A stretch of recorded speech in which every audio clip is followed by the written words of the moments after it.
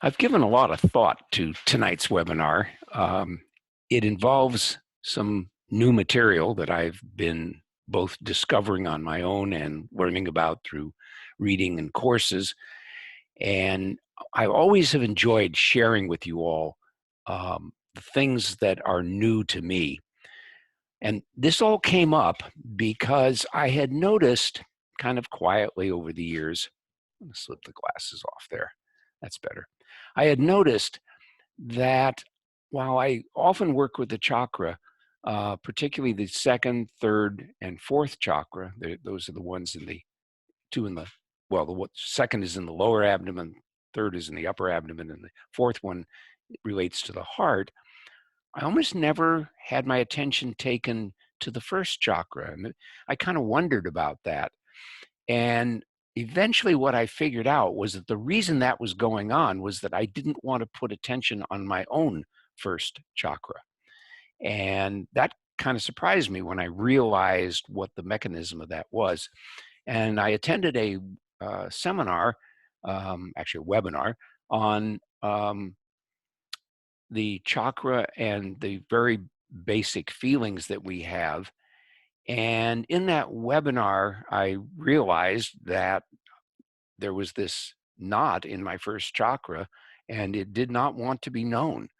And it was trying to protect me, of course, uh, but it was giving me a great deal of difficulty. And so I gradually was able, with the help of this webinar, to explore that and then open up the first chakra. And I must say, it's made quite a difference in my life. So I wanted to focus on that tonight. And then in the webinar we'll do next month, um, that will be on March 10th. On the webinar we do next month, I'll explore the second chakra and the feelings that are usually associated with that.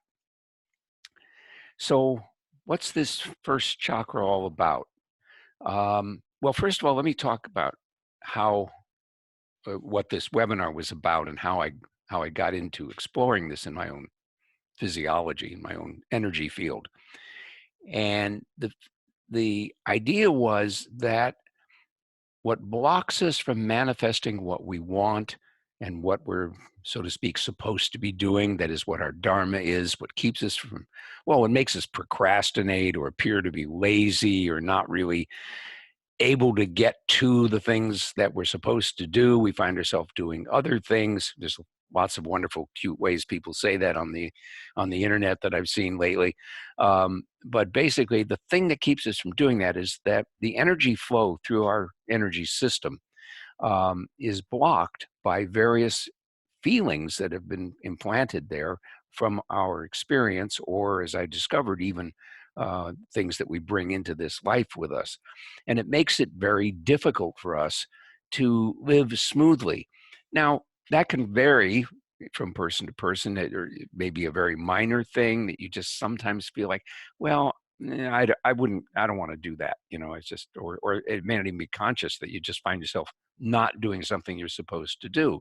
Um, we're getting towards tax season, I happen to recall, because I got a letter from my accountant saying I should get my taxes ready.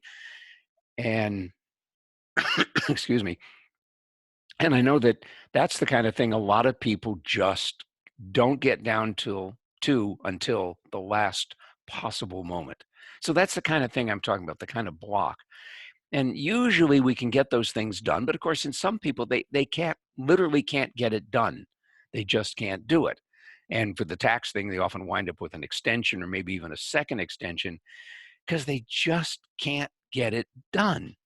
Um, and they find all kinds of excuses. Oh, I'm so busy, and I can't find these numbers, and it's just so tedious. I just hate doing it. And so there's all those various expressions that people use that keep them from actually being able to accomplish what they need to accomplish. I really like that example of tax season because I think it's something that most of us as adults have to face unless our taxes are just so simple that, there's nothing to it. So taxes are a really good example. So these blocks keep us from doing what we need to do, to keep us avoiding our responsibilities, putting off our goals. Maybe it's something, much bigger, a job change, writing a book, maybe even selling a house and getting a new one, a new place to live, big shifts that we might undertake. And of course, it could be on something on a very, relationship level where, we'd like to do something, but we just can't quite get it together to go do that. And so we don't get a, a project undertaken, or we don't go out and try to meet people and establish a relationship.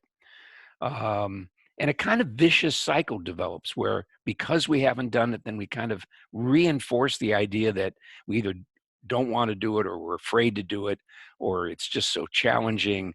um, and so we just keep putting it off. Now, one of the things that I discovered as I was doing this exploration is that the kinds of feelings that get in our way of being productive, or that make us what they psychologists call trait anxiety. It means that we tend to worry, and that's just the way we are. In Ayurveda, we say it's a vata disorder. That vata is vitiated is the terminology that's usually used. And, many people wind up spending much of their life just trying to pacify their vata, and then feeling frustrated because, they can't maintain the daily routine. They eat irregularly, and, vata is vitiated by irregularities. And so, they just don't do the things that they need to do to balance their vata. So that's the kind of thing that people are often wrestling with, and it can be a big wrestling, or just a thing that comes up periodically. Maybe they get triggered when they're put into certain situations, where they're called upon. Maybe they're part of an organization, and they're called upon to make a presentation about whatever particular job or responsibility they have, and they find it terrifying. They just can't do it. um, and they worry about messing it up. They worry that people will judge them harshly, that people won't like them, and so on and so forth. And so a great deal of consternation uh, arises, and then they tend to feel like they don't do a good job, and then that becomes self-reinforcing. And then they kind of remember the next time that they have to do it, or they even avoid that kind of thing. They don't take on responsibilities, because they just know from experience that it's not going to go well. So that's the kind of thing that we're talking about. These feelings, I call them primordial feelings for two reasons. One is because they aren't things that we can look back on and say, oh, I'm like that because. Oftentimes, they're feelings that we literally brought into this lifetime with us when we were conceived and gestated and born, or when they were acquired. Um, well, it was actually when I said they brought in with us, that they actually came from past lives, or that we acquired them while we were either in the womb, or in our early childhood, where we don't have specific memories as we get older, so that we can't go back and say, "Oh, this I'm like this because." And this is the kind of situation that often people wind up in a psychiatrist's office. They wind up on medication because no amount of self-reflection is going to reveal why they feel the way they do. If a psychiatrist or psychologist asks you, "When did you first notice this?" The answer is, "I've always been this way." So it's a trait, it's a characteristic that a person has had. And when we look at the other chakra and consider other kinds of feelings besides the fear that I'm talking about now, you'll see how they also play into this fundamental, this primordial sense that this is the way I am. And I'm the feeling is always I'm powerless to do anything about it. Now, with things like fear, oh, before I move on to that, the other thing that makes it primordial is that we're talking about the feelings that are most basic to our existence as a human. Um, Other feelings, you'll see this later when we actually get into this specific discussion, are built up upon those other primordial feelings, upon these basic primordial feelings. So I use the word primordial to have both of those meanings. One is that they're most fundamental um, feelings in their nature, and the other is that either we brought them in or we acquired them very early in life, and so we really don't know where they came from. They're just there. Um, Fear is one of the most fundamental feelings that we have to deal with, and it's also one of the first ones that comes to us, and it's associated very much with the first chakra, and it's truly existential. Now, I'm not talking about fears that are acquired because you had some experience with a dog, that growled and snarled at you, or you took a fall out of a tree and you just never want to go up to heights again. Not those kind of fears. I'm talking about the kind of fear that just feels intrinsic to you, um, and that you just can't get rid of. So now to get to the point I was about to make, a lot of times what happens with people is that they have this kind of fear and they learn to manage it. They learn to push through it, is an expression I've often heard. That means that they experience the fear, but they simply overcome it. The result is that they become often very successful. They learn to do their taxes, but they can't get rid of the fear. The fear is still there every year when taxes come around, or the fear is there every time they have to make a presentation in front of other people, or any other situations that probably any of you could think of, that you've had some fear with, but you've managed to deal with it. You just push through it and you go ahead and do what needs to be done, even though there is that fear inside you. The way I experience that many times, is that I'll think of something that I'm responsible for. It'll just pop into my head. And the immediate reaction, I can just feel it in my body, is that there's this sudden tensing in my body, which I label fear. And I have to check whether what I thought of actually is a problem, or it's just my body reacting to that because the situation is a trigger. And that could be any responsibility that I might have, to pay bills, or particularly to take care of a particular kind of thing, move money from one account to another. Money seems to be a thing where I often have that kind of reaction. And, um, I always get it done. Sometimes it's the very last minute because I've somehow, I don't know how it happens, but I've put it off. I just didn't get it done. I'll sit down to the computer and I find myself doing lots of other stuff. I'm answering emails, I'm looking at things on Facebook, but I'm not transferring the money. That only takes, 2 minutes to do, if even that, and I just don't get it done. Um, and there's no logical reason, there's no concrete reason for not doing it. It's just that primordial fear gets in the way. And it's not even particularly uncomfortable. I often don't even notice that it's there, and I think this is one of the things that happens to a lot of people, is they don't even notice when the fear holds them back and blocks them from doing something that they either want to do or need to do. And so oftentimes we know what our wants and needs are, but what we don't recognize is where the block is. We don't experience that block and get down to that first chakra.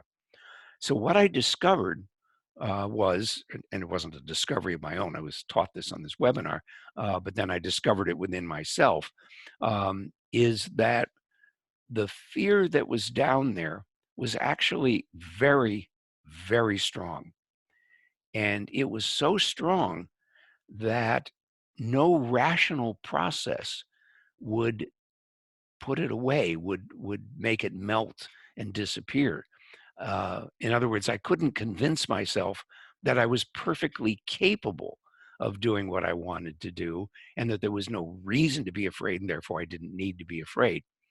And Main reason I couldn't do that is that it was really well hidden, and it wasn't until I really dug in and looked for it that I was able to identify the fear and, so to speak, pull it up from its hiding place. I had that sense that it was hidden underneath, it was buried, and I was able to lift it up finally and just look at it and acknowledge it. And you've heard me say many times that the best way to transform the energy around something is simply to acknowledge that it's there, accept that it's there, and listen to it. Let it know that you care about what it is that it has to tell you.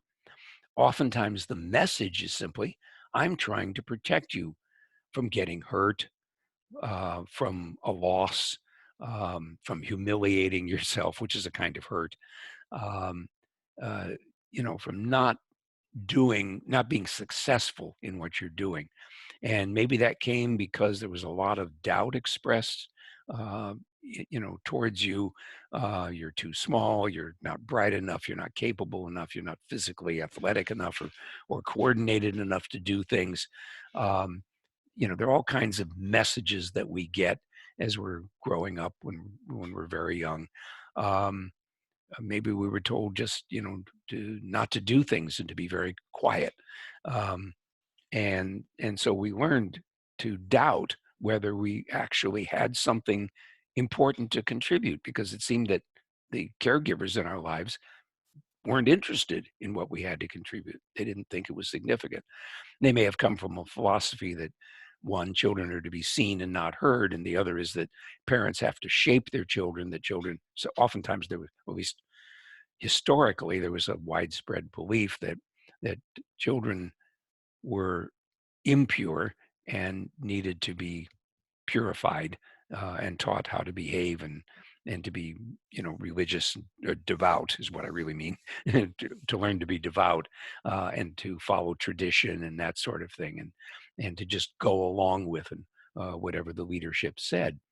Um, so those impressions which we get when we're very, very young, can have a very powerful influence or create this energy, which emerges in us as fear.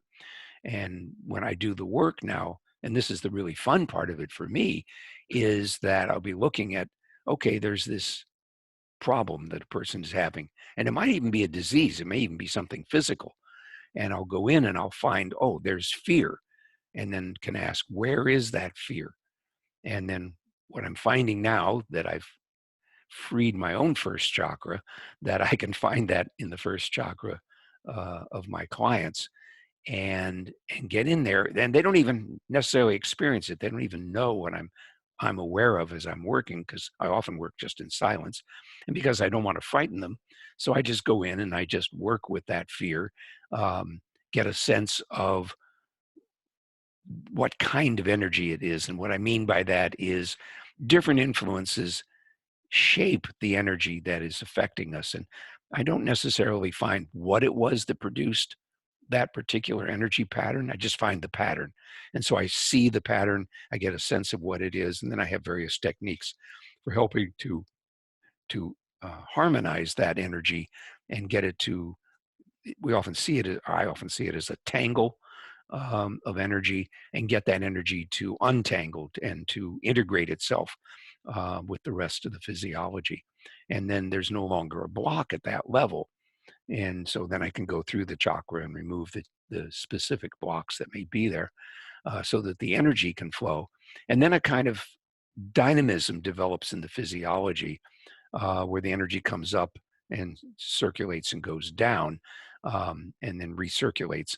And so when that happens, then what you see, and we all probably know people who just seem to be able to do whatever they put their mind on, and there's no hesitation. It's like they have no fear.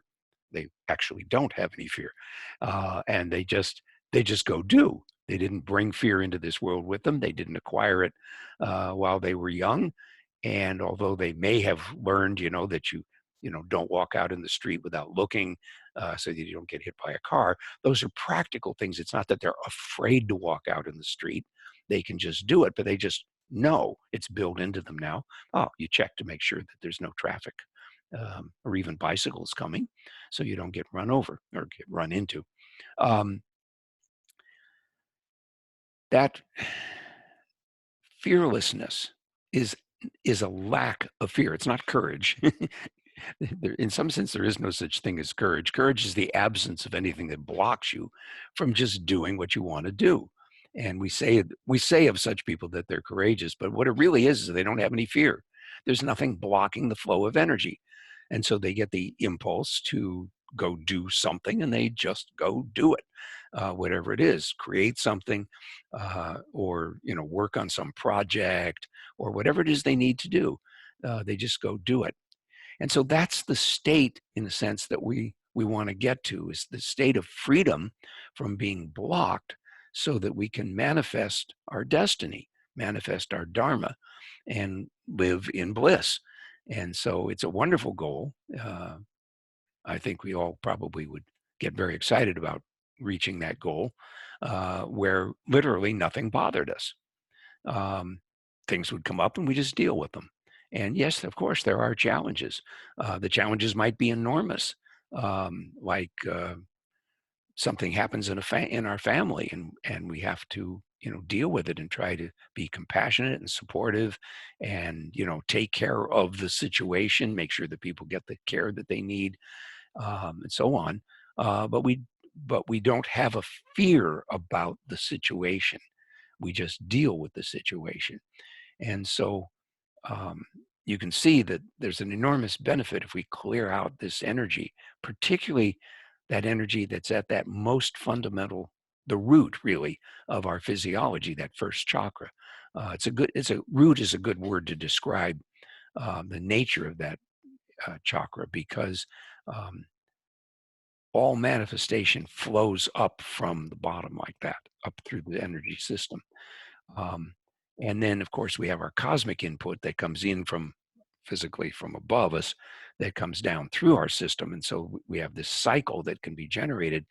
And so when we're completely open, when all the chakra are completely open, all the energy can flow freely, then the impulses of nature are received and we move. And when I talk about it this way, I don't know if you can't see my hands down here, but it's like from below, the energy rises in us and flows smoothly, and we just go do what we need to do or want to do, and we manifest very, very easily. So I hope this gives you a nice picture of what the first chakra and that fear, the primordial fear, can do to us, and allows you to see why it's so important that we open up the energy system, and the work that I do, to be able to just live in bliss, to just live in ease and comfort. And for any of you who have any area where fear blocks you, we'll tackle that during the group clearing session that we're going to do here in just a moment. Um, you can envision, I think, what it might be like if there was no block, if there was no fear, if you could just do whatever needed to be done, and it never touched you. Now I'm touching my heart. It doesn't quite show. There it is. Uh, it doesn't get into the heart because it's all the energy from throughout the whole system is moving freely. So that's the goal. And I'm going to pause here and I'm going to try. I'll put my glasses on so I can see what I'm doing. I'm going to try to see if I can allow, I guess I have to do it individually. So I'm letting everyone talk. And if anyone has any comments or questions, see if I can get, oh, there. Please go ahead. I think I'm going to be able to hear you now. I think I have everybody unmuted. And so if anybody has any comment or questions, somebody speak up. Or maybe there's somebody here in the audience with me who has a question. Not seeing anything. Is there anybody out there? It's the funniest thing when you do a webinar like this, because I have a list of who's participating, but I can't see you. And so it's, it's a funny feeling. It's like I'm speaking. I don't hear anything back. So I don't hear anything from anybody. So I'm going to draw this portion of the thing to the thing, this webinar to a, um, hmm. So everybody seemed to have been back on mute. Okay, very good. I'm not quite sure how that happened, but anyway, we're going to draw this to a conclusion. And again, next month in March, on the 10th, we'll be doing the second part of this, and we'll look at um, the second chakra and the feeling of being lonely, which is unloved, isolated, rejected. So we'll look at that part. Those two obviously go kind of hand in hand, because the kinds of things that create fear in us also give us the feeling that we are unloved, or we are isolated or rejected. So we'll be doing that on March 10th. Thank you so much.